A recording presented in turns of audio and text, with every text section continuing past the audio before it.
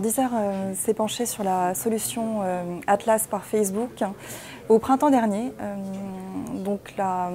Le principal objectif, c'était de remettre à plat tous nos outils de mesure et de s'adapter au mieux aux usages de nos consommateurs.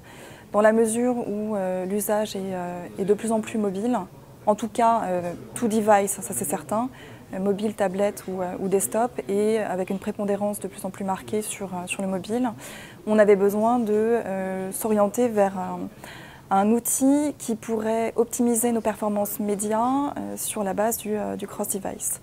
Donc ça a été la première raison. Et la seconde raison, ça a été aussi les affinités d'audience entre Facebook et Deezer nous ont plutôt orientés vers un Atlas que vers un autre outil, puisque c'est là où on était sûr d'avoir le meilleur reach et donc du coup le meilleur bassin d'audience à analyser pour optimiser nos achats médias. Les utilisateurs Deezer sont de plus en plus mobiles, effectivement. On a des différences assez notables en fonction des géographies qu'on va observer. Donc par exemple dans le monde entier, donc on propose le service dans plus de 180 pays. On génère 16 millions de visiteurs uniques par mois au global.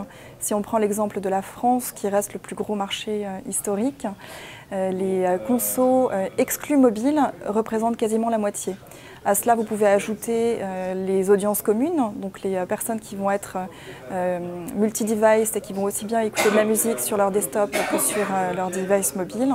Et là, vous avez une part prépondérante des usages qui sont mobiles. Alors la première info qui est intéressante, c'est que lorsqu'on compare les rapports people-based et les rapports cookie-based, on note un différentiel de 20%. Donc je m'explique, lorsque on sort un rapport people-based, on arrive à identifier 20% de plus de conversions, ce qui nous permet d'avoir une vue plus exhaustive sur l'effort de nos achats médias dans notre objectif de recrutement d'abonnés Premium Plus, donc ceux qui payent un peu moins de 10 € par mois. Donc ça nous fait un bassin d'optimisation beaucoup plus large. Et sur ce bassin, nous avons des informations tangibles, donc socio-démos, des informations de localisation. Par exemple, on constate aujourd'hui que les 25-34 ans surperforment en termes de conversion. Donc c'est la cible qui convertit le plus en abonnés Premium Plus.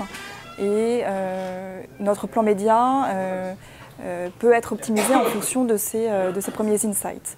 Sachant que demain, l'objectif aussi, c'est d'optimiser en fonction des centres d'intérêt grâce au Facebook ID qu'on récolte.